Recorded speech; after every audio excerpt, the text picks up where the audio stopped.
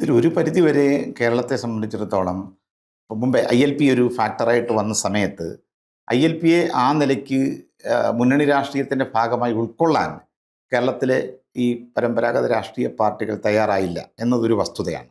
ആ ഒരു തിരസ്കാരം ILPയെ ബാധിച്ചു.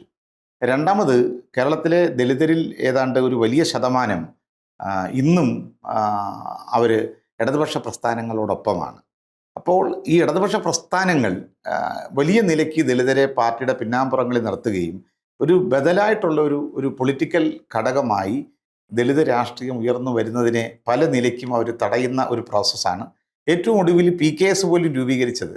അത്തരത്തിൽ ദലിതർക്കിടയിൽ രാഷ്ട്രീയമായി വരുന്ന ഉണർവുകളെ ആ ഉണർവുകളുടെ അടിസ്ഥാനത്തിൽ പുതിയൊരു ഒരു പൊളിറ്റിക്കൽ ഫാക്ടറായിട്ട് കേരളത്തിലെ ദലിതർ രൂപപ്പെടുമെന്ന വന്നൊരു പശ്ചാത്തലത്തിലാണ് മുൻകാലങ്ങളിൽ ദലിതരുടെ സാമുദായികവും സാമൂഹികവുമായ മുന്നേറ്റങ്ങളെ സ്വത്വരാഷ്ട്രീയമെന്ന് പറഞ്ഞ് അതിനെ തള്ളിപ്പറഞ്ഞ CPM തന്നെ സ്വത്വ അടിസ്ഥാനത്തിൽ ഒരു പ്രസ്ഥാനത്തിന് PKS രൂപം കൊടുക്കുന്നു. അപ്പോൾ അത്തരത്തിൽ ദലിതർ